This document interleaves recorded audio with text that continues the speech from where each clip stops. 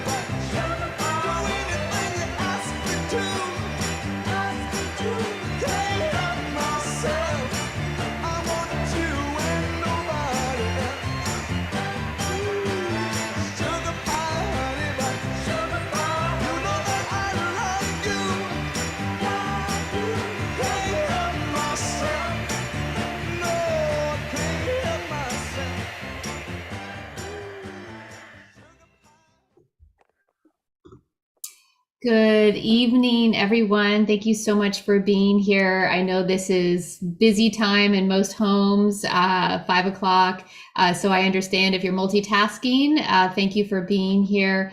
I'm Trisha Gallagher-Gertzen from the Liberty Ethics Studies Model Curriculum Consortium, and I'm here with my colleagues, Tracy Noriega and Eunice Ho, and we are so excited to present today an institute for you on Ukraine as an entryway into ethnic studies.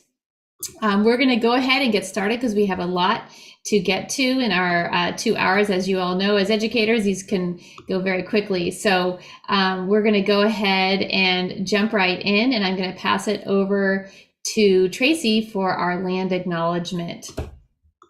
Thank you, Trish. Welcome, everyone. Again, really glad to share space with all of you. Again, my name is Tracy Noriega, part of the Liberated Ethnic Studies Model Curriculum Consortium. Also serve the students of San Lorenzo Unified School District as Assistant Superintendent of Educational Services. Ethnic Studies saved my life, and I am excited to be here with all of you. And one of the rituals we share in Ethnic Studies is to acknowledge the land that we are on. I personally am coming to you from Muwekma Ohlone land in the San Francisco Bay Area.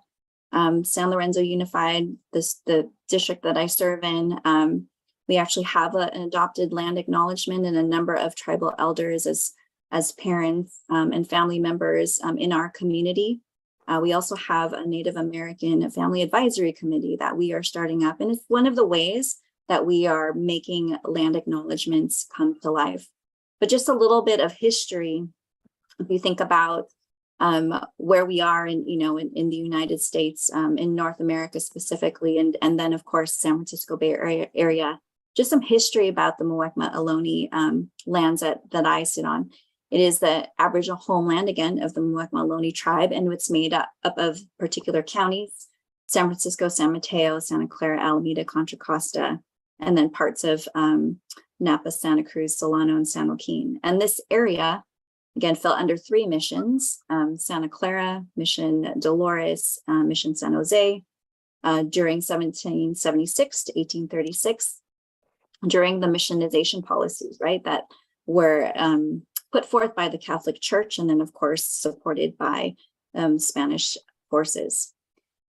And then, of course, before the American conquest of California in 1846, a number of our tribal families obtained formal Mexican land grants, but the majority of our folks in the Muwekma Ohlone tribe found refuge on rancho lands of fellow Californians. There was a number of histories that come with it. I will go ahead and put the resource in the chat for this particular tribe so that you can research that yourselves. Acknowledging the land that we are on, and I invite you to put your name in the chat and share the land that you currently occupy. Thank you.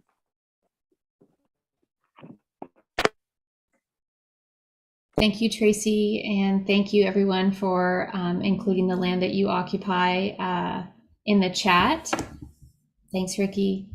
We're going to move forward as you're doing that into our ancestor acknowledgement. I would like to honor Tommy Flanagan. I was lucky enough to be able to work with Tommy down here in San Diego, in the San Diego Unified School District on the Ethnic Studies Advisory Committee when we were sort of just pushing to get ethnic studies going in the school district and to get the ethnic studies requirement, which happened quite a few years prior to the state requiring ethnic studies. And he was one of the most loving, kind, friendly people. You can sort of see that from the picture in his face. And he was really amazing. He was a son and a brother and an amazing middle school teacher. He was the teacher that everyone would confide in, that students would confide in. Everyone trusted him, and he loved everyone, 1,000%. He was passionate about his beliefs, and he was compassionate to everyone. He was known for having a yoga program at the school, which took place under a tree outside of the school and helped a lot of students sort of heal and release the stress that they were experiencing. Before he died, he had recently returned from Standing Rock, where he was working very hard to help the water protectors, and was hoping to get back in the spring and the summer. He was chopping wood and feeding the elders and cooking, and just being the amazing co-conspirator that he was in so many ways. So I'd like to bring the spirit of Tommy into the space today and invite you also to think about someone who has passed, who is an inspiration to you in your work in solidarity with people of color and Indigenous people to ensure self-determination and liberation for everyone, right? So feel free to share that in the chat, anyone that you'd like to bring an ancestor with you and acknowledge. And I will move us into our next piece, which are sort of the objectives for those of you who are teachers. So this institute is really going to help you enter into ethnic studies in a way maybe that you haven't thought about before. And what we talk about as ethnic studies in Liberated is the values and principles of ethnic studies, otherwise known as the 7 C's. And today's presentation with Tracy and Eunice will help us to really address quite a few of these principles. What we tell educators and administrators in schools is when you feel lost, if you're not sure in this ethnic studies journey, if you are doing ethnic studies or if you're simply doing multicultural education, we say the way home is the 7 C's. Come back to the 7 C's and read them and ensure that you are addressing sort of the kernel of what each of those C's are, because they are very thick and dense, but incredibly important. And so today we will be helping cultivate this idea of self-determination of Native peoples and people of color. We'll be focusing in on struggle and resistance. We'll also be, of course, critiquing empire. I think that's one thing that I can see is not necessarily happening in every ethnic studies program as we're rolling this out in California, that ethnic studies is anti-imperialist, and that if that's not happening, then you're probably not doing ethnic studies. So we will be challenging imperialist and colonial ideas and beliefs at a few of the different levels, ideological, institutional, interpersonal, internalized. And again, we'll be talking about resistance movements. And then finally, that 7th C, we'll be moving towards this conceptualization, right, of liberation, post-imperial life that ethnic studies promises. So I have put in the chat the 7 C's. So if you'd like to have that for download, it's a helpful way to remind you of what the core and the foundation of ethnic studies is as you're working in implementing ethnic studies in all of your different spaces. Okay, so I'm going to pass it over to Eunice for our cultural energizer. Hi, everyone. I'm really happy to be with you today. My name is Eunice. I teach in Orange County. So today we're going to be talking about Ukraine. And so the question that we have for us today is to think of a time where something was taken from you or stolen from you, and think about how it made you feel. What did you need, either as it happened or afterwards in the aftermath, and then who was harmed in that situation. So take a moment to brainstorm, and then go ahead and drop it in the chat whenever you're ready, and then we'll move on from there.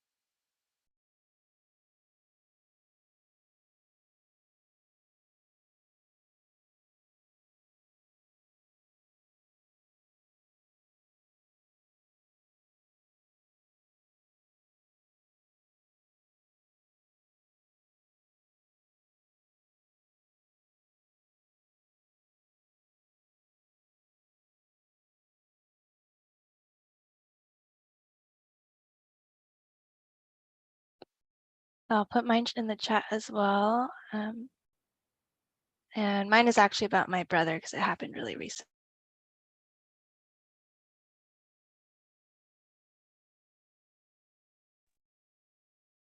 Thanks, Trish. My earliest memory of something being stolen was when you were small.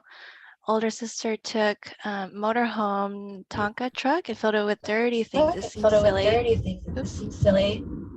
But it broke her heart, and she was devastated to see how sad it made her feel, and we were both harmed. Awesome, thank you. For me, my brother he lives in the Bay Area, and he recently had his car broken into. His backpack with his laptop and other materials were stolen, and his windows were smashed in, and so he needed those materials replaced. And Trisha's last comment about both being harmed reminds me of this, because like not only my brother was harmed, but my sister and I decided to help pitch in because it was expensive to replace his things and also his car windows. So it not only affected him, but also us as well. Thanks, Ronald. For 1940, Japanese language was not taught to me. Okay, I see. Since it could bring suspicion of being a spy for Japan. Yeah, language is something that can be stolen by people as well. Anyone else? I can definitely relate to that, as languages in my family were taken because of colonization as well.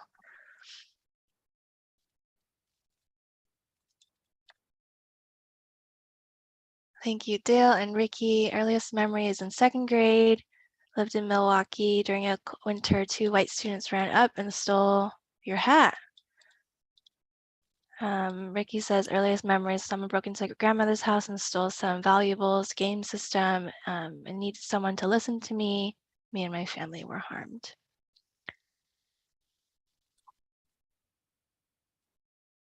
Yeah, thank you everyone for sharing. If you're still typing, feel free to put it in the chat at any time. Hal says a backpack with significant books, needed a person to listen and repair.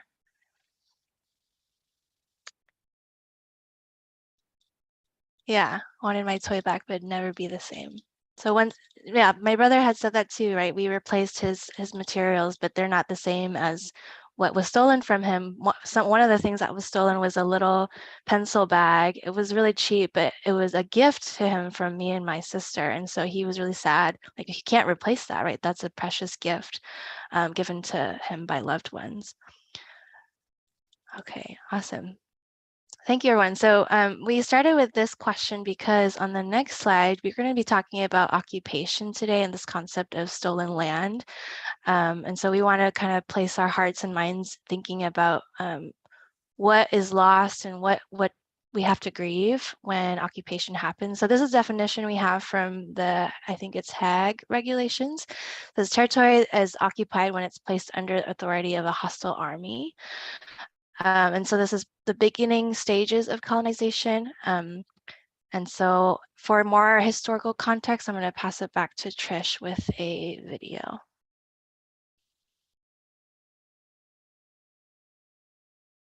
Okay, thank you, Eunice. Those are really powerful stories of having something stolen. And I want you to think about that too as we're moving through and thinking about Ukraine and other occupations throughout history. So I'd like to show you a quick video and sort of bring you back to when you first learned about the invasion of Ukraine by Russia, and to think about really how you felt and what you were thinking. I have a Jamboard that you can use if you would like to post, one word or a few words about how you were feeling. And I'll be showing you just a 30-minute news clip of the day after, or actually it was the day that the news started reporting on the invasion of Ukraine. So we'll go back in time for a few months here. And also one other thing I'd like you to do is be thinking about how the reporter is framing the invasion and the kinds of words that are being used to talk about the invasion of Ukraine. So also you may want to pick up on that too. All right, so here we go. Biden calls Vladimir Putin's naked aggression, and that today was on full display.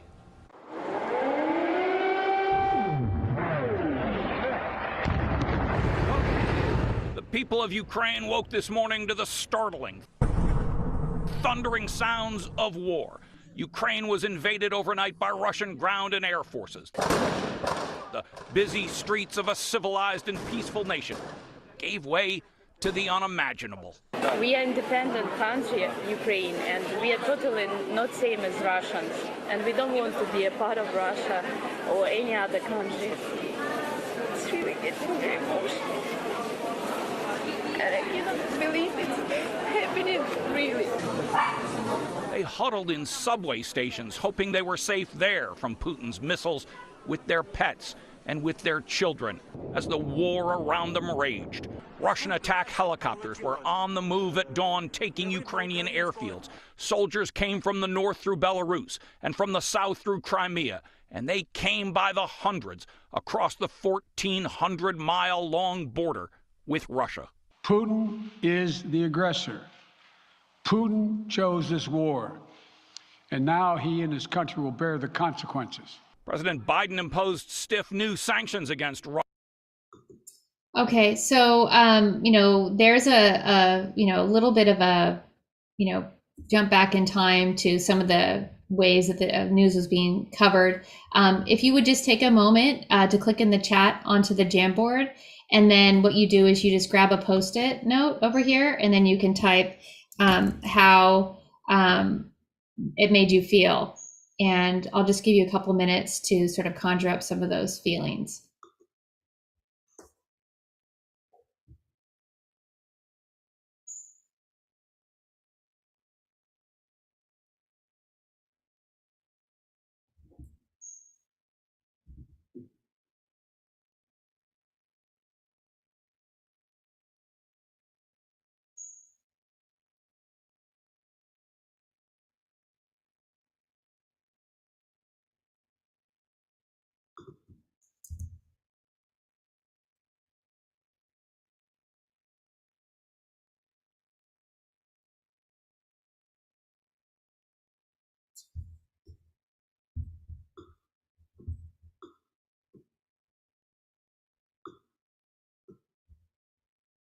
Thank you. Helpless, read about it, and despair.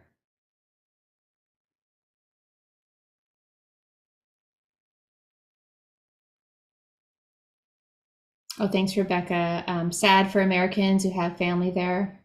Okay. Thank you, Rebecca. So very specific, thinking about, Americans and their roots in Ukraine. Grief.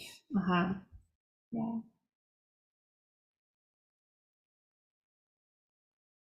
Okay, and so Ronald this was new to learn about Ukraine. I felt I was listening to someone who wanted to sell the news to advertisers rather than inform us about what was happening. This reporter's voice was too sensationalizing for me. Yeah, thank you. And also too, if you picked up on it, he said attacking, and he talked about Ukraine. He described it as civilized, right? As if is it okay to attack a place that is not considered civilized, right? Why do we call it civilized, right? And what is that about? Okay. But like a sports event broadcaster, yes. And I'm asking too, like you're thinking about, when you first learn, not just Biden calls Vladimir Putin's. So we're going to go ahead and move into our critical concepts and an overview and background on the war in Ukraine. And so because learning about, thanks, Dale, might be new to some folks. Some folks might have a lot of information, but we'd like to do is just give you some background information, because what we found is a lot of people don't have a lot of that. And so this is one interpretation from Vox. It's a 9-minute video, and I have a Padlet for you where you can take notes or pose questions or comments in any way that you would like. I'll put that in the chat. So as you're watching, if you have access to a computer, you can go to the Padlet, or if you can get it on your phone. And let's see, I'm going to stop my share so you can see the Padlet. Is it opened up on a different screen?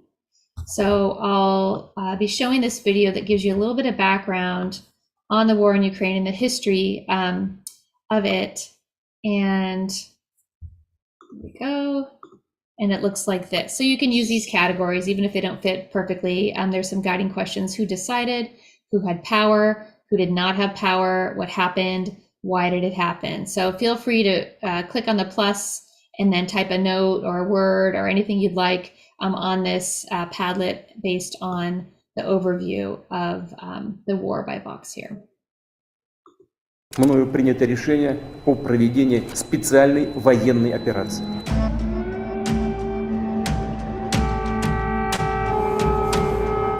Putin called this a special military operation, but it's clear this is a full-scale invasion. Была паника, истерика, слезы. Как у нас пламя было выше дома. We're like in a cellar. I'm not sure if it's like deep enough to help us to survive. Russian troops and tanks have entered Ukraine on all fronts. All these cities are under attack, including the capital of Kyiv, which has become Putin's main target. Many are sheltering in basements and metro stations across Ukraine. There have been hundreds of casualties, and over 500,000 Ukrainians have been forced to flee their homes. This is one of Europe's largest wars since World War II. Since then, Europe's map has been shaped by political alliances.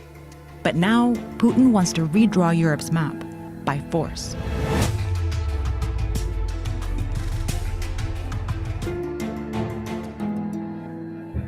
Современная Украина целиком и полностью была создана Россией. Putin has long claimed Ukraine belongs to Russia and they are one people. We're not just close neighbors, we're one nation. But Ukraine is a sovereign nation with its own language, culture, and political system. And while the two countries do have a shared history, Ukraine has fought hard for its own identity. Ukraine was part of the Russian Empire in the 18th and 19th centuries. In 1917, the Russian Revolution brought down the empire and the region spiraled into a civil war. Ukraine briefly gained independence from Russian rule, but was quickly taken over by the newly created Soviet Union as one of its first republics. Over the next decade, the Soviet Union brutally expanded its control, and by the end of World War II, it forged a sphere of influence over here, while the West held its influence over here, essentially dividing Europe and marking the beginning of the Cold War. The Soviet Union installed communist governments on their side, which were easy for them to control. But the West developed into democracies with capitalist economies. The deep ideological divide fueled distrust and tensions between the two sides, and soon these spheres hardened into military alliances.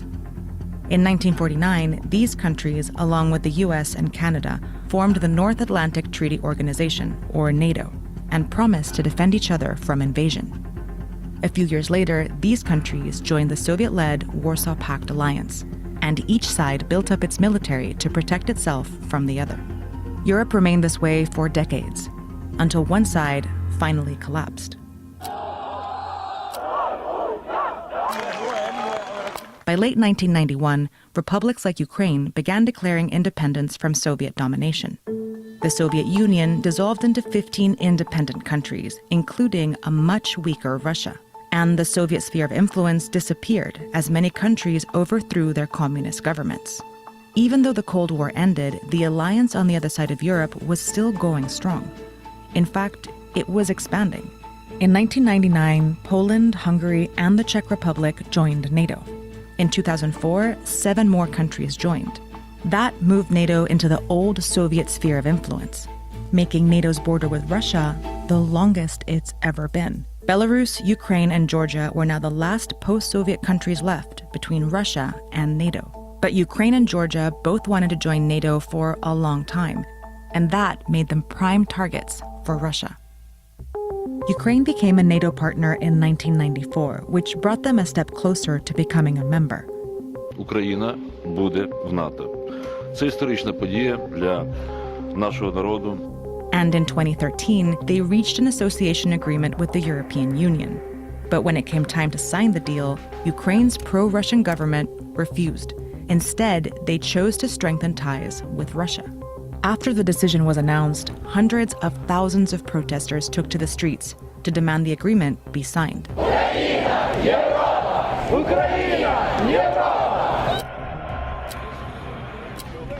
After months of peaceful protests, the Ukrainian president cracked down and killed more than 100 people, sparking more protests, which eventually drove the president out of office and the country.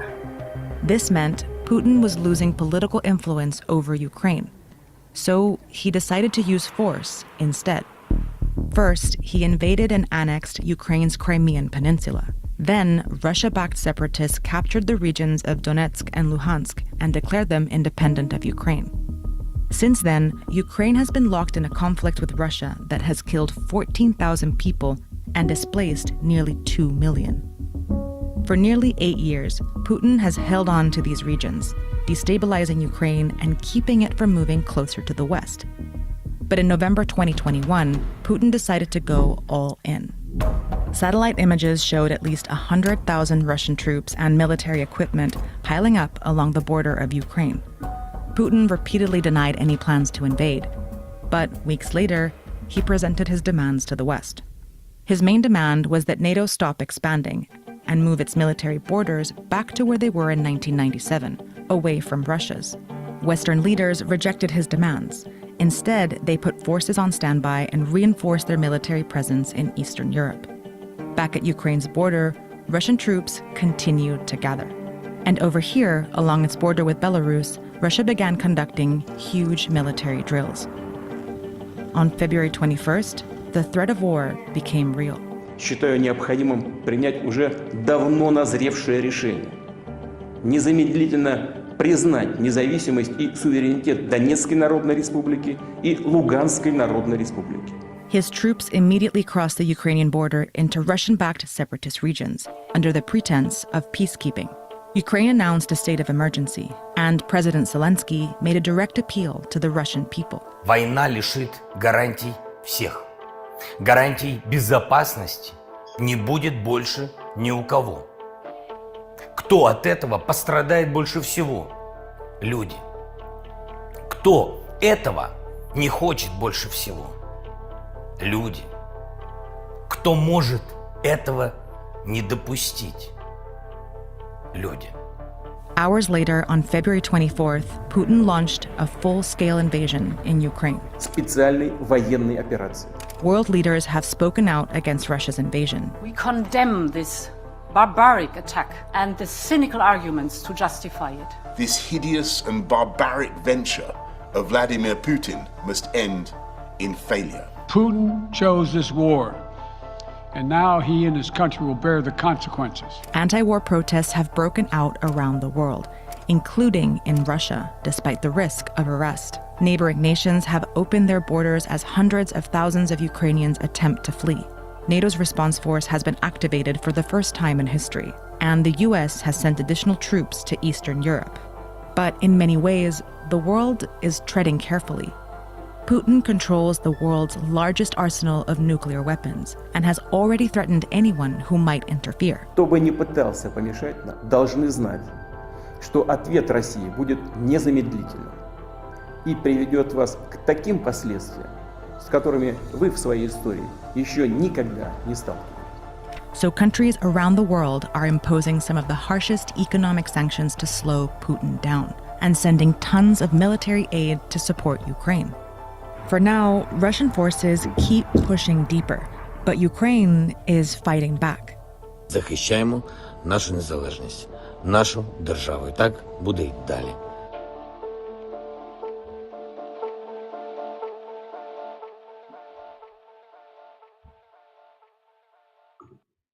Okay, so I'm hoping that that's helped you sort of get a sense of some of the pieces of the puzzle that you may or may not have had before. I know that's not a huge overview. No one took notes, but if you have middle or high school students, they they would for a grade. So that's one tool that you could use. So for any video. All right, so I'm going to go ahead and move us forward and pass it over to Tracy for a little bit of image analysis. Thanks, Trish. So, just getting metacognitive a little bit, right? Part of this discussion is obviously to have the discussion. And as Liberate Ethnic Studies Curriculum Consortium, one of the things we set out to do was to provide lessons and experiences that folks could particularly take into classrooms. And so while we offer these opportunities, right, this is also a way for all of you to kind of be in the moment, right, as our students, if you will. So we definitely want you to just take that into account as you go through. So right now, let's look at these images, right? And let's spark up some discussion. An ethnic studies classroom is about discussion and dialogue and the critical thinking and, breaking down all the thoughts that might be out there. And a lot of times we might use that with particular images that students or, even us as adults see all the time. So take a look at these images, and I'm going to ask you these questions to consider. What's happening in these images? Who do you see? Who do you not see? And then what's the image? What is the message that the image is trying to convey? I'm going to go ahead and put these in the chat. Again, just to guide you when you're thinking. Thanks, Trish. And then we're going to get into some breakout rooms, and be with another person or two, and just talk about, again, these guiding questions, right? What's happening in the images? Who do you see? Who do you not see? And then what's the message that the image is trying to convey?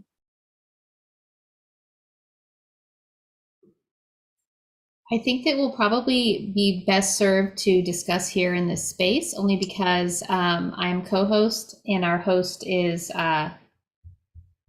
not available to create breakouts at the moment, I don't think. So actually, Trish, I got it. You have it? Oh, okay. Yeah. So let me go ahead and open up the rooms. Thank you. You should be able to see. Oh, now it's back. Okay. There you go. Oh, no, I don't have it. That's so odd.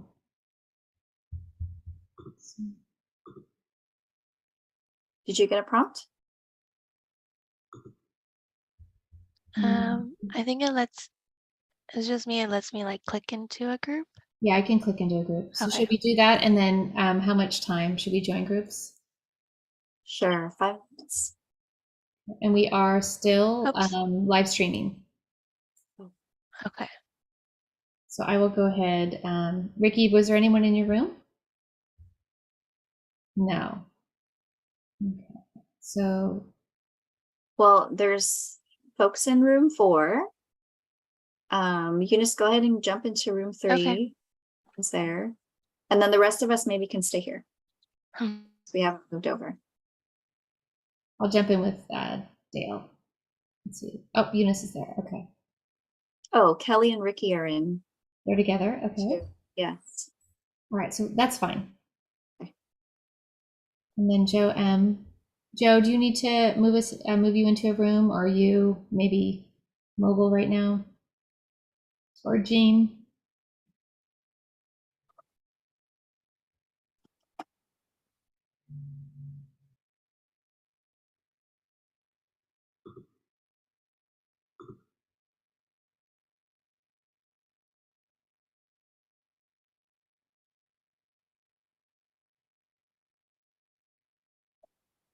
Jean and Joe aren't participating.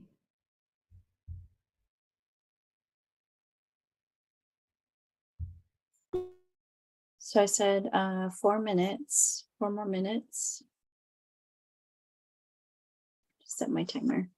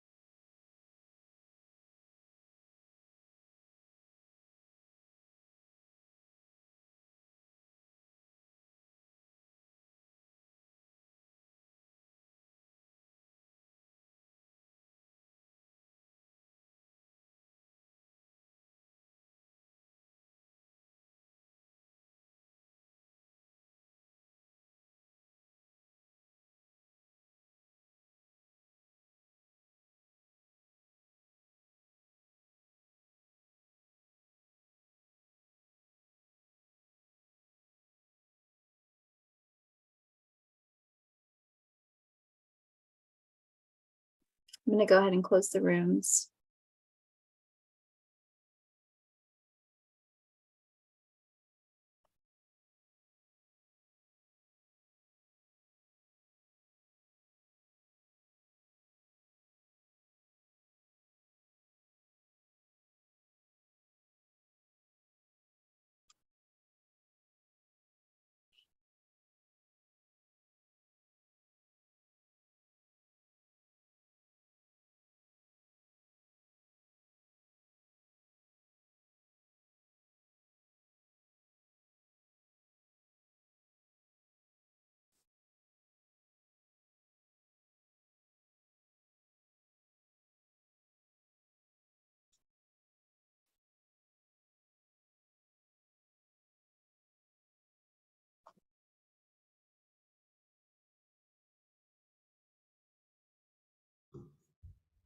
Hi, Lansira, would you like to be put into a breakout room for discussion? We're closing in 2 seconds. Okay, never mind. Welcome back. All right, welcome back, everyone. I know there's always never enough time to have these meaty discussions, but would someone like to share some of the thoughts from breakout rooms?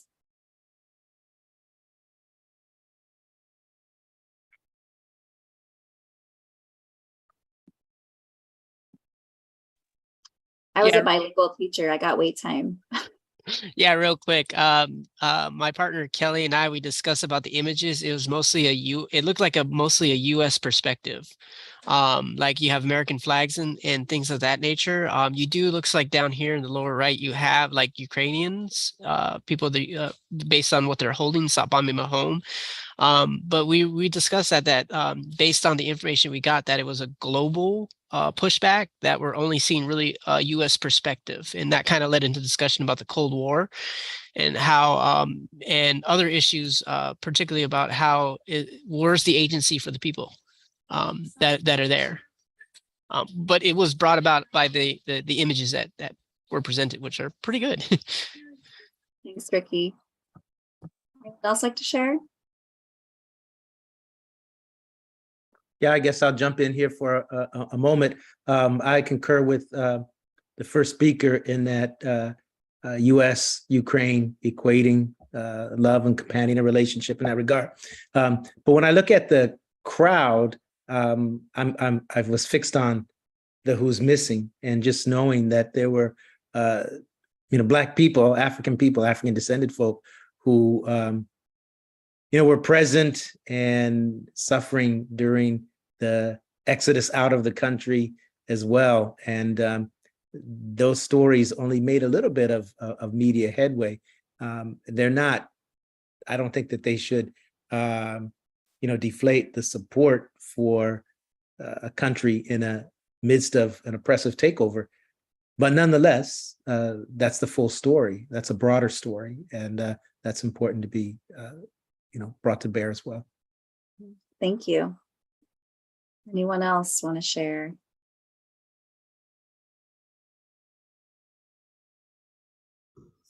When I was, collecting these images and just seeing them in my neighborhood, I kept thinking about, especially the flag, the U.S. flag that's also blue and yellow. It has this message of like, we are Ukraine, right? That the United States, however you define that, and whoever that represents, is Ukraine. We are one and the same. We are, inextricably like dyed together in this fabric, or some of the messaging.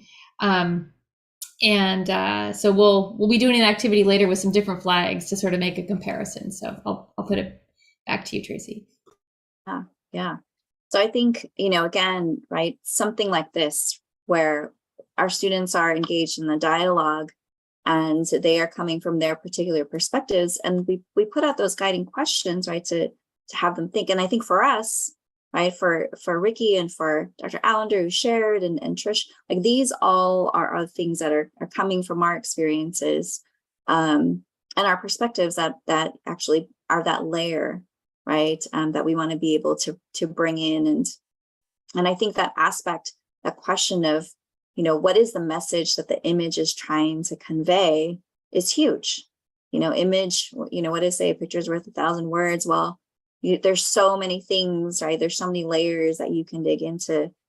You can use an image and then be able to dig into it. But I thank you for this, engaging this in this exercise. And I think from here, I want us to remember that concept of who do we not see and what's the message that we're trying to get.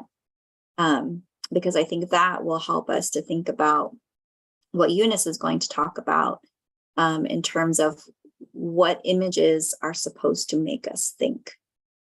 Okay, all right, I'm passing it over to Eunice. Awesome. Okay, so we're going to transition to talking about colonization in the U.S. in a bit, but before we do that, just some framing. So this first column, the left column, reminds me of, in class I've used the 7 pillars of colonization with students. So for this framework, for example, tools of the colonizers include racism, right? If you dehumanize someone, it's easier to colonize someone. Terror is our next one, to reinforce fear and submission. Population growth, to ensure that there's competition among the colonized workers. The next one is domination, right? Including like taking away someone's language in our next bullet point. And then finally, erasure or falsification of history.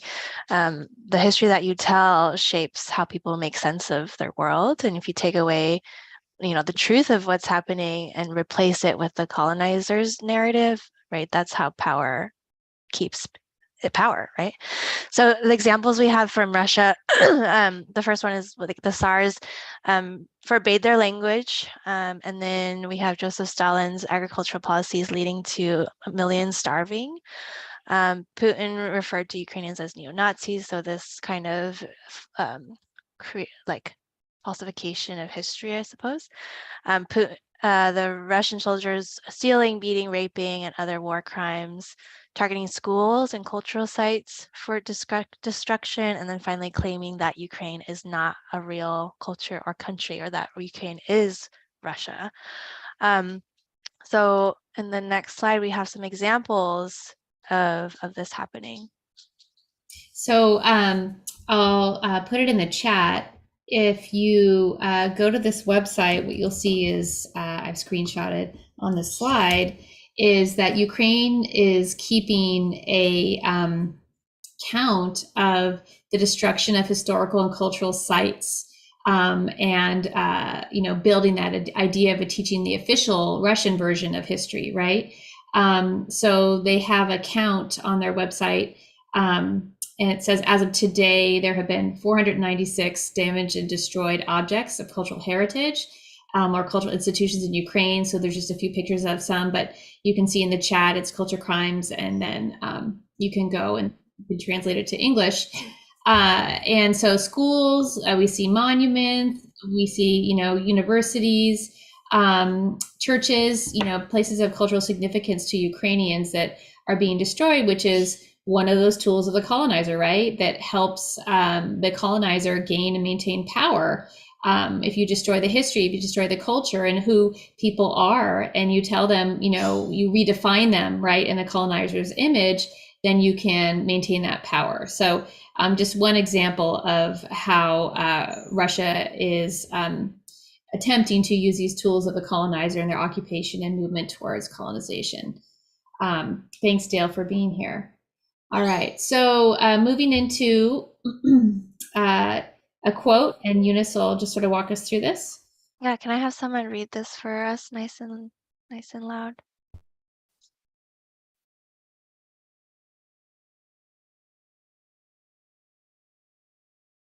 Sure, thanks, Hal. But Ukraine is not Russia. Its people have been fighting Russian imperialism and colonial domination for hundreds of years. Kinsler in 2022. Awesome. So the juxtaposing story of colonization is always that people will always resist, right? And so when we try to force assimilation, it doesn't work because people will resist. So we're going to start transitioning to thinking about what dehumanization looks like in the US context. So some examples we have in 1565, and this is not comprehensive, of course, there's tons of other examples. there are, of course, European invasions of North America, actually even starting before that. 1769, the Spanish invaded the I forgot how to pronounce Kumeyaay land, enslaved the people. They left treaties or broke treaties, stole their water.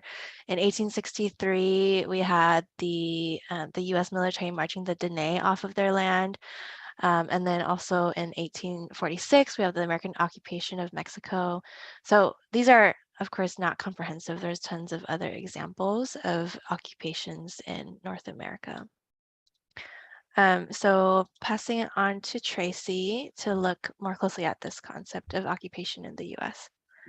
Thank you. So yes, now we're trying to connect, right? We've talked about Ukraine, we've talked about what's happening over there, but what does this have to do with us? And I think part of ethnic studies, right, is actually connecting it to experiences and, and our local experiences. So what's happened here in North America? This video that you're going to see is an example of folks resisting occupation and colonialism to get their land back. And I'm going to go ahead and have Trish play it, and we'll discuss it afterwards. Thank you. Connie, do you hear us inside of there? Our relatives inside of Benedict County, we wanted to remind you that you're not forgotten, that we love you, that we remember you, that we know that you're in there as a result of an unjust system. And us, we came together, your relative, to stand with you as we stand against the President of the United States, as we fight for our land. And we remember you, and we'll make prayers for you. So we're here to stand with everybody throughout this nation to call out white supremacy, to call out an end to systematic racism and oppression of our communities and our people. Tomorrow, the President of the United States will be coming to the heart of the Ashanti Shakoi, and he's not welcome here.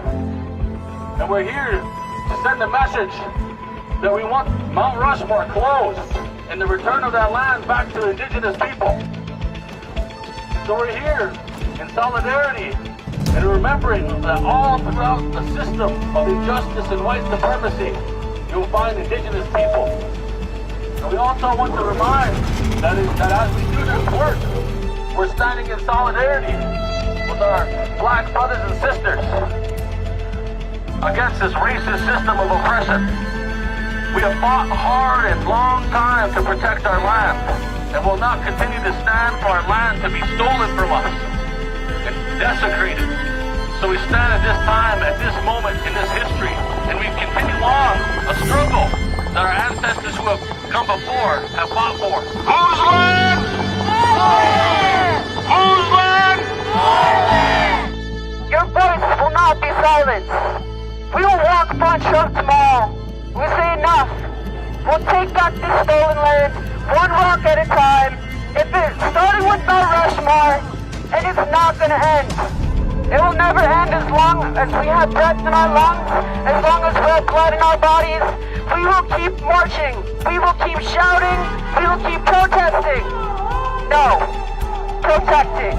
Because this is our land, and we're gonna take it back, and there's nothing they can do about it.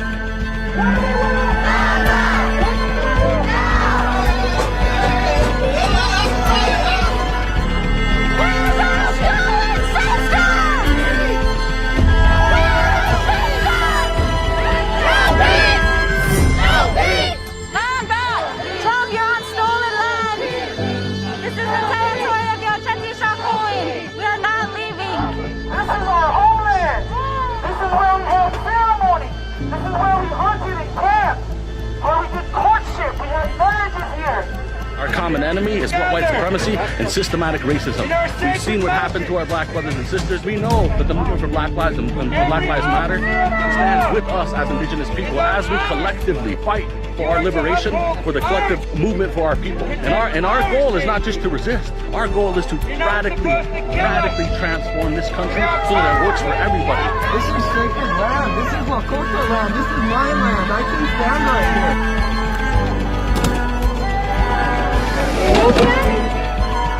The aggression today was come out from you guys.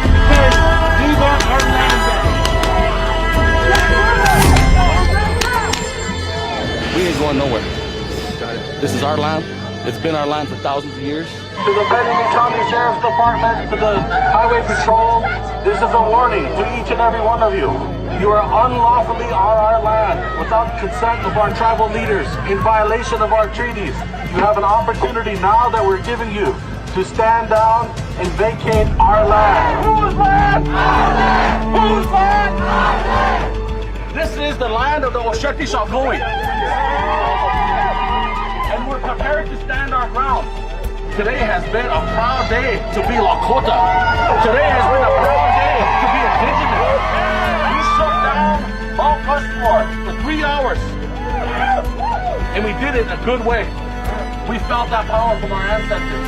So Wopila Tonka Chicha Apolo to each and every one of you. Hands behind your back! Hands behind your back! Hands behind your back! For our people, for our Black Hills, for the Osheti Shakoi.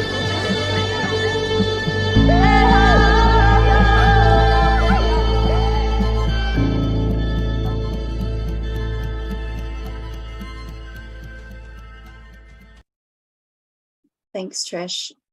So earlier in our session, we actually saw a video by a news outlet, right? And there was a reporter, and he was reporting, and obviously this video was not made by the same news outlet, made by landback.org. But I think some of the questions still apply. We asked you with that video, how did that make you feel? So same question applies here. How does watching this make you feel? And what are some of the things that you saw that stuck out for you? Feel free to unmute and share or place in the chat. I think people were explicit about it being their land. I feel like in the other video, we didn't really hear that. It was just I think someone maybe said something about land, but the woman who started crying, who was being interviewed. But I feel like in this one, they're like very explicit, like, this is our land. You need to give it back and get out of here. Thanks, Rebecca. I see Gretel's post as well, getting teary-eyed and wanted to raise my fist. Thanks, Trish.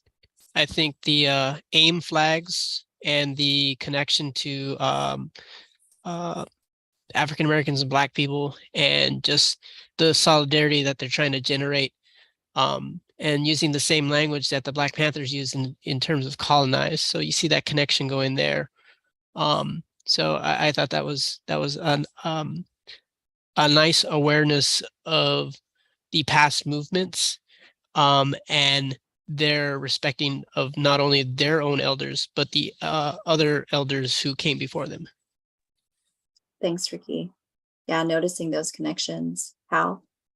I think echoing what Rebecca said, that this film is made by Land Back. It's made by Indigenous folks, whereas the other video was somebody swooping in from the U.S. reporting on it and making it into, as I said earlier, like a sports broadcaster, like a movie, right? Whereas these are actually people from this area who are talking about their own issues. Mm-hmm. Yeah, one of the critical concepts is really about self-determination, right? And being able to put out, put this out, right, in people's own words, from their perspective, is huge. And it goes back to my earlier question of what are these images trying to tell us?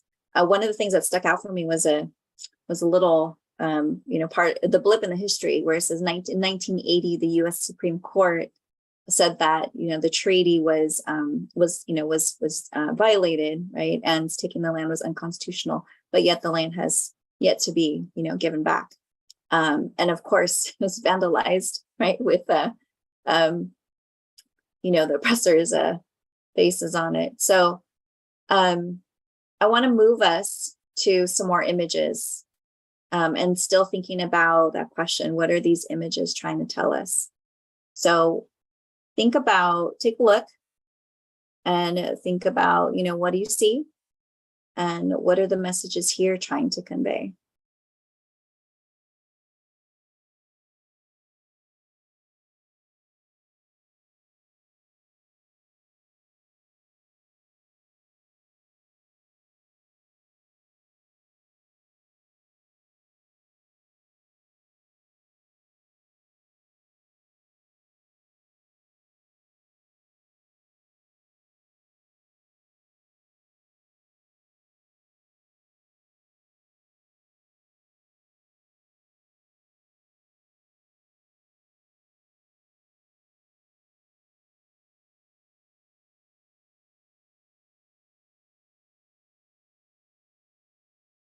What do these flags symbolize?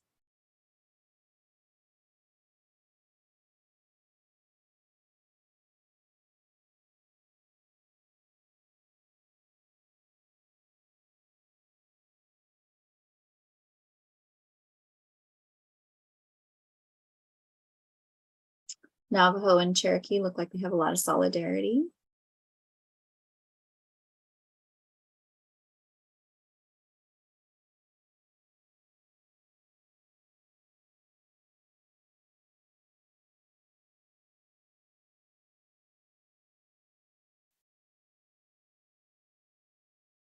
We are still here.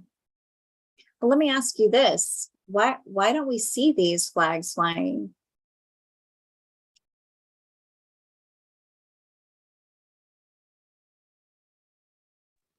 This is a basic answer, but I'm just gonna say if it ain't white, it ain't right. But I mean, I think it would be a threat to white people, and it would show how powerful people could be if they were to work together. I just think that maybe like if white supremacists saw this, they would just feel threatened by it. Their power would be threatened. Thanks, Rebecca. I also feel that they ingrained in us since elementary that this was their land and this is their country.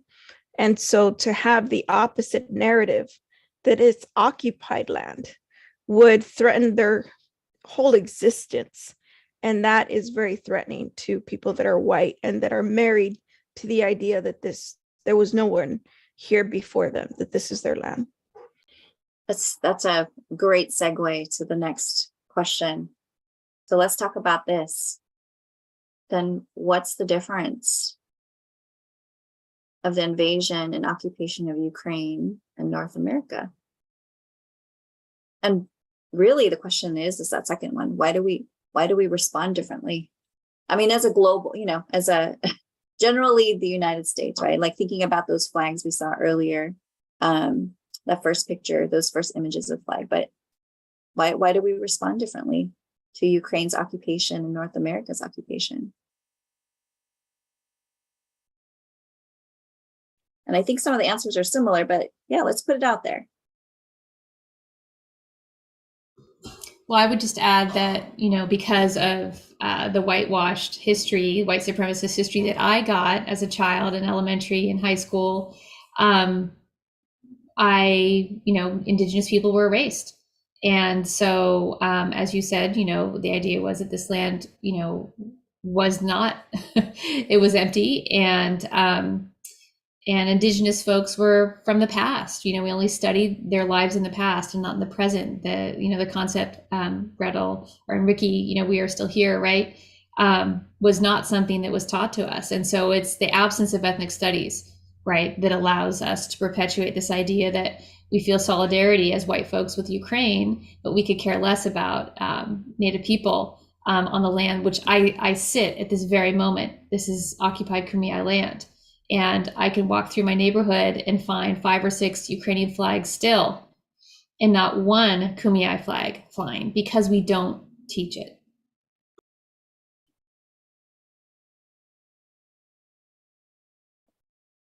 Any other observations?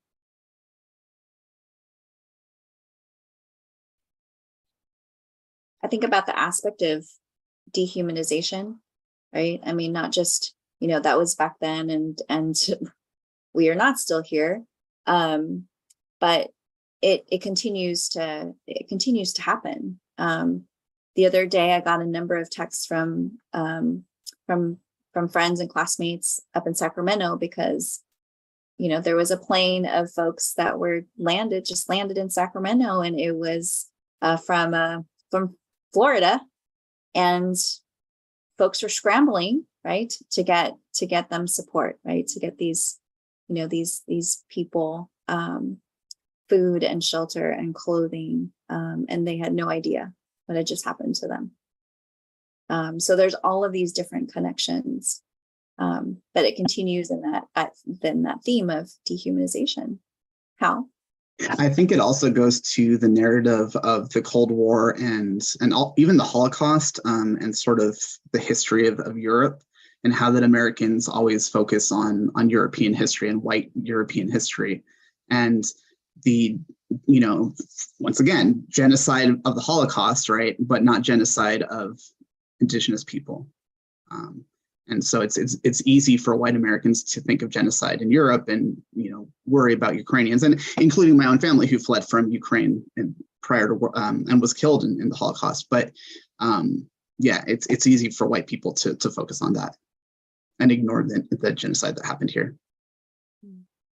For me, the most disturbing part was watching the narrative on the news when they would talk about it as if they were heroes and let's help them and they're trying to get here, and look at this young lady that traveled through Mexico, and they didn't see it as illegal. They genuinely said, oh, she's a refugee, she's seeking asylum, and yet it was completely opposite when it came from other Native Americans and indigenous people and Mexicans traveling in. And the narrative was, even one reporter said, this is different. They look like you and me. This is not the same war. We need to care about this because they look like you and me. And this is a threat to us as well. And I thought that was just in your face, blatantly racist, that we will protect ourselves, anyone that looks like us, and everyone else. And as some other people even said, this is not a third world country. Like, we normalize the death of those people. We normalize that. That's war for them, but not for us. And we must not tolerate this. So I think that was very disturbing for me. Thanks, Gretel. Eunice, you had muted.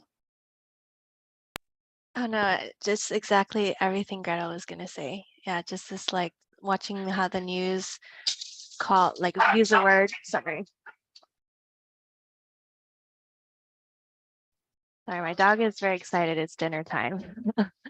Yeah, how the news called them like civilized. It's like Gretel says, like very blatant, explicit. If they're civilized, then everyone else must not be, right?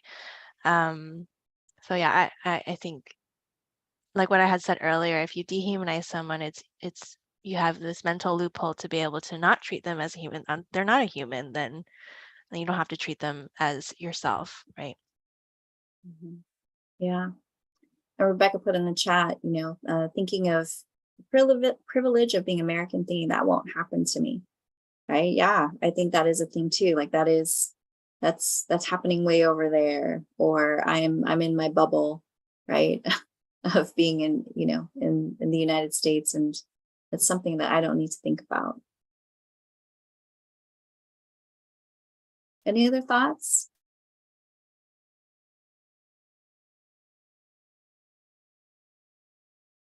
I mean, just to throw another economic angle on it, like people really started to care when gas prices went up.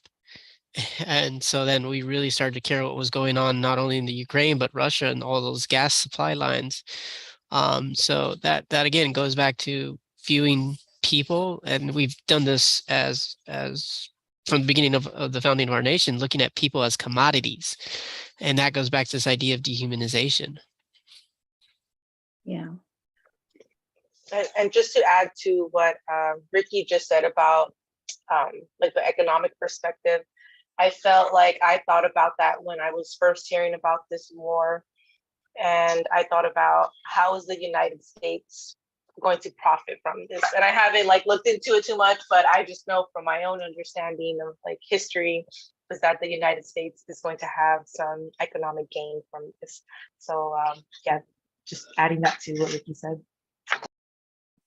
I mean, there's so much to unpack, right? There's so much to unpack. And I think, we're all in this space because we're about wanting to change what students are learning in their classrooms so that we don't continue to perpetuate this. Like, we actually learn more about capitalism. We learn more about the history of this country, right? So we don't continue to dehumanize and continue to treat others as if they're not human.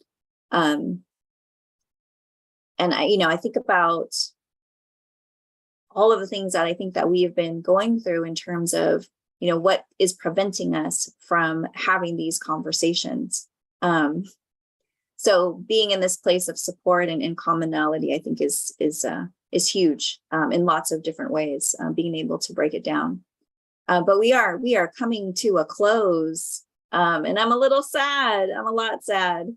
But we started off saying that ethnic studies is about the 7 C's, and if you don't understand ethnic studies, or you don't know if your lesson is hitting ethnic studies, then we always look to these 7 C's to kind of do that check.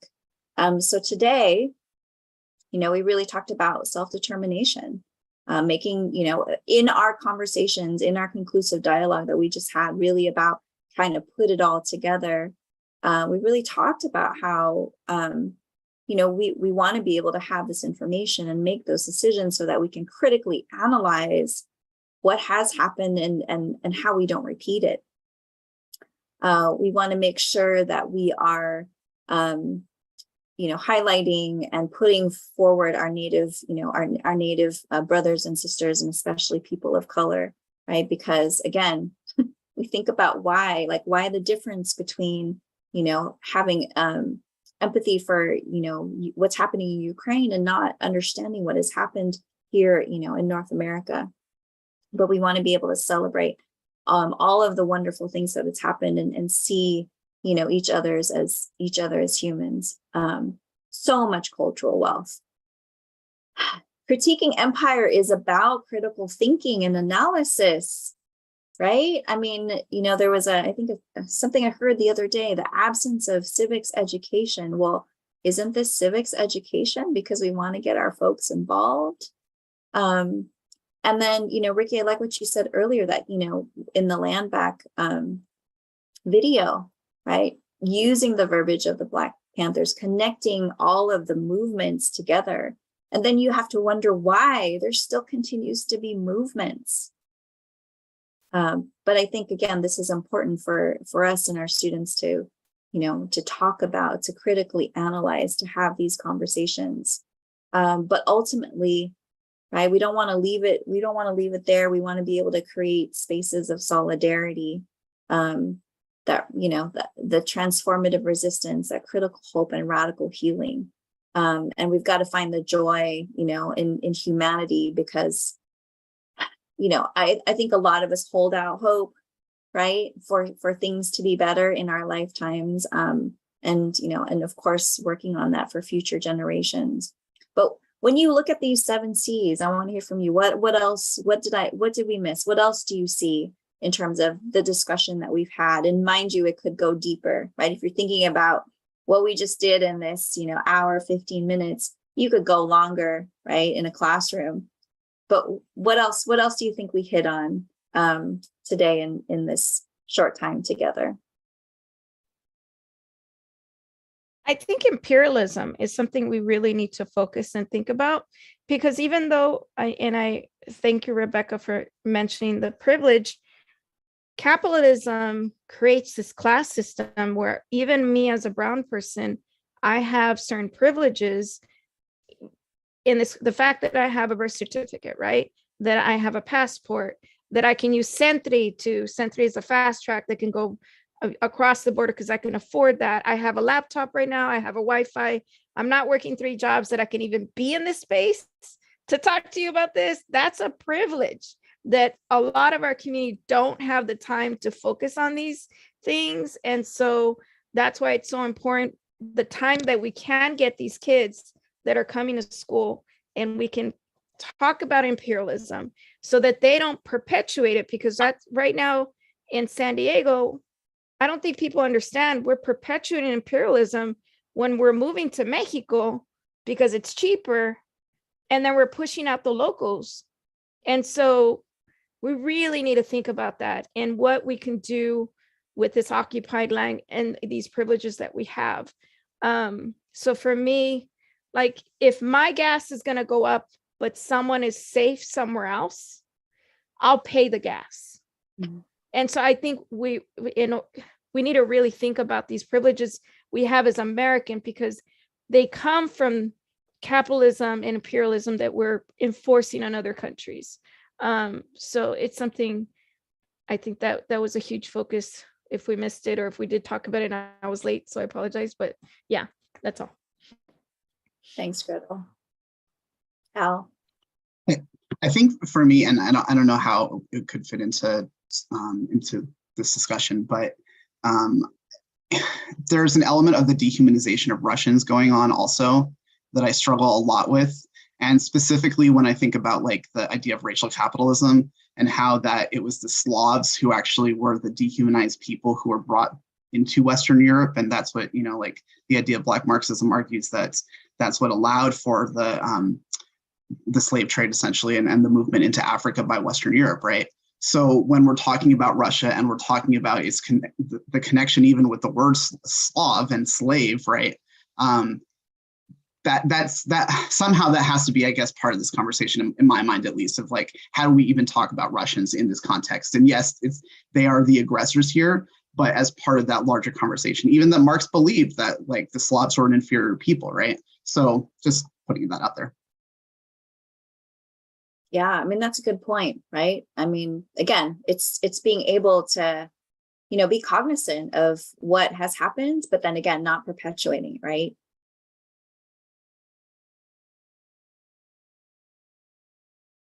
More thoughts?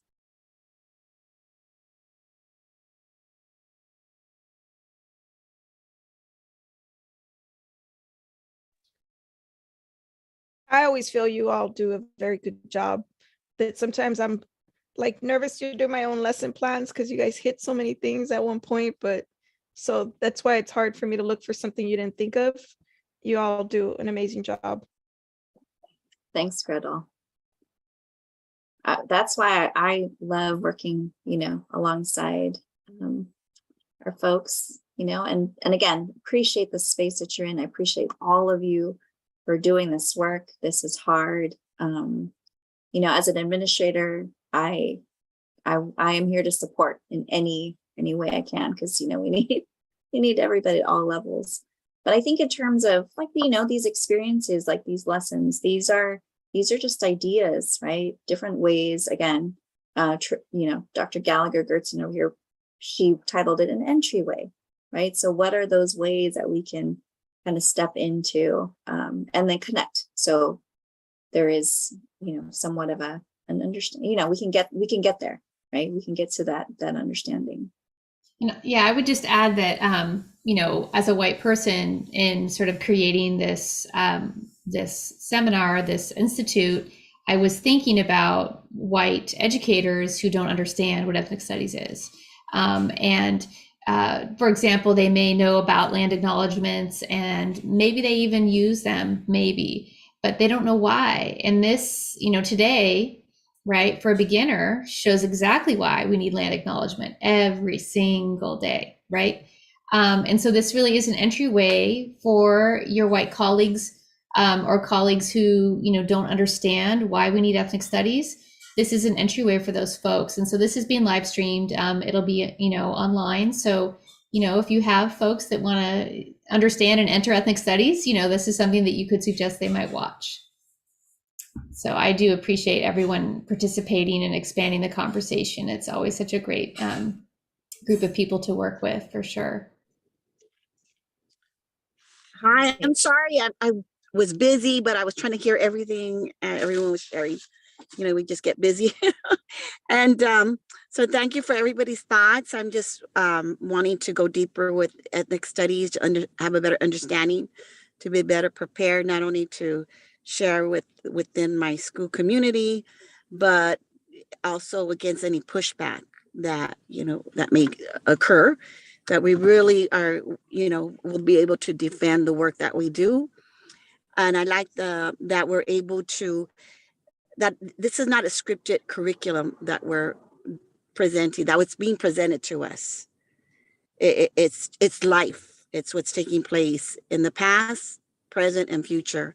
So thank you for that opportunity just to participate. Thank you. Thank you so much. And that's what ethnic studies is, right? We have to use the current events, right? To support, you know, the conversations. And depending on your context, while there might be some, you know, guidance, right? Like you could take this, but obviously it's going to look different in each of our classrooms. So I'll turn it over to Eunice for this next part. Yeah, Trisha actually mentioned this earlier about her education being really white supremacist, and my experience was exactly the same. Right, I didn't get any of this history growing up, and so I actually tell my students in the beginning of the year, we analyze representations of natives in Disney movies. And I tell them like those scenes in Pocahontas as well as Peter Pan, those are literally the only representations I got growing up, the only ones. And so, of course, by the time I got to college, I did believe the myths that all Native people were dead, right? Or that, you know, a plethora of other myths. So I tell the students, like, as we are learning these things, like I'm learning with you, I have to reteach myself. And it takes a lot of effort and work to find those resources and teach my things that I should have learned growing up. So these are two resources I just wanted to share. They're by Roxanne Dunbar Ortiz. She's a fantastic Native historian, scholar, writer. I really love these two resources. The right-hand one, yeah, a lot of unlearning to do as well. So the right-hand one, it's called Indigenous Peoples History of the U.S. It's fantastic. It's very thoroughly researched. It is a little bit dense, so but I highly recommend it. There is a young people's version if you would like to look at that. I did read the young people's version. I do not like it as much as this original one. It is kind of feels a little bit less organized and less clear, and I think it's because some other authors had added to it or helped her write the young people's version. So I like the original one. And then All the Real Indians Died Off. This one's a collection of different myths that they address about Native people. That one you can pick and choose which chapters to read. You don't have to read in order. So if you're like short on time and there's one myth that you want to address with the students, you can pick that chapter. So both of these I highly recommend. And if you have other resources, feel free to put it in the chat as well. Okay, well, thank you, Eunice. We'll be ending early, which is great, but I would like to have us engage in Lakesh together. Those of you who've been part of our work before know this is something we open with, and today we want to close with it. And so I invite you, as I'm just sort of talking about what we'll do, is just to read it silently. And the reason I think it's really important to end with this in particular today is that today is about humanization, right? About those we've dehumanized and unlearning. And it is about, you know, siblinghood, right? All of us in this virtual space, we are all siblings. We are all connected to one another. And unless we can fully love one another, and I mean that in the real sense of what love is, you know, we're going to continue to have a big problem. So what I'd like to do is just invite everyone to unmute, and what you'll get to do is you can read in both languages or one language. It will be a cacophony. It will sound weird. That's okay. That's how it always is. If you have another language that you want to say it in, please do that. Feel comfortable doing that. So I'll start. It'll be weird, and you can just sort of follow in. So if you unmute now, and on 3, we will start. I don't see a lot of unmuting, so hopefully you're willing. I'll give you a chance to do that. Okay. All right. 3, 2, 1. Tú eres mi otro yo. You are my other me. Y te hago daño a ti. If I do harm to you, me hago daño a mí mismo. If I do harm to myself, si te amo y respeto. If I love and respect you, te amo y respeto yo. I love and respect myself. Thank you so very much for being here. If I could just have a couple, it won't take you long, minutes of your time to give us some feedback, that would be great. Any accolades you want to put in there, we'd love to see that too. We can use that on our website and let people know that we are a loving group of people who love everyone and humanize everyone. No exceptions, 0 exceptions, and that's what we promote. So if you would like to click on that link in the chat and give us a little bit of feedback. I'll put on some music and we'll stay for a couple minutes just so you can do that. Thank you again for being here. And it's been a pleasure to hear from all of you and learn from you and with you. Thank you, everyone. Appreciate all of you.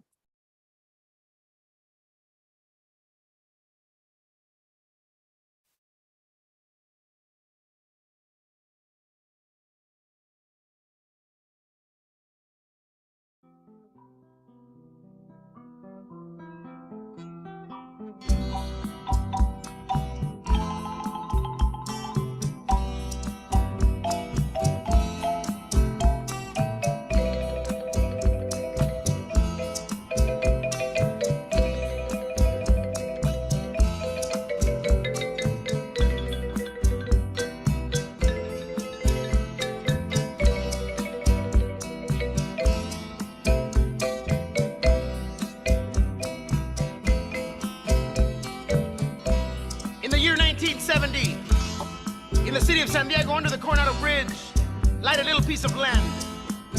A little piece of land that the Chicano community of Logan Heights wanted to make into a park. A park where all the chavalitos could come and play in, so they wouldn't have to play in the street and get run over by a car. A park where all the viejitos could come in the tarde and just sit down and watch the sun go down. A park where all the familias could come and just get together on a Sunday afternoon and celebrate the spirit of life itself. But the city of San Diego said, "Chale, we're gonna make a highway patrol substation here." So on April the 22nd, 1970, La Raza of Logan Heights and other Chicano communities got together and they walked on the land and they took it over with their picks and their shovels and they began to build their own park. And today, almost 20 years later, that little piece of land under the Coronado Bridge in San Diego is known to people everywhere as Chicano Park. Órale, raza, vamos al parque. Yeah. It began in 1970 under the Coronado Bridge en mi barrio in San Diego, where my people began to fight for Chicano Park, for Chicano Park. Under the bridge, under the bridge, under the bridge.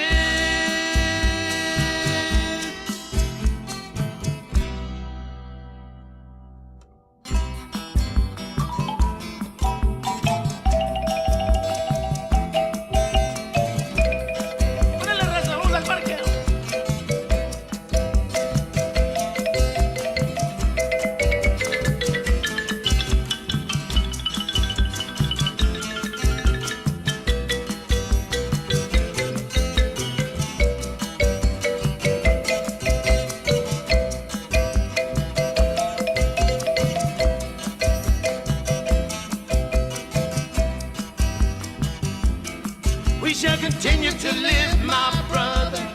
We shall continue to fight, my friend. We shall continue to live, my brother. We shall continue to fight, my friend. For Chicano Park, under the bridge. For Chicano Park, under the bridge.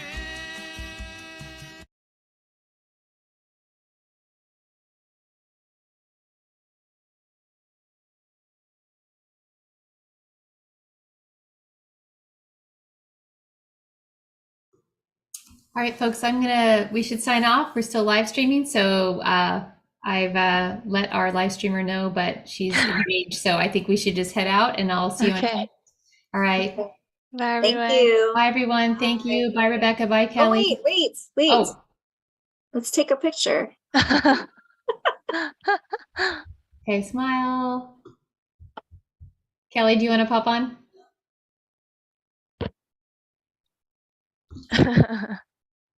Okay, I got one. Okay. All right. All right. Bye. Bye.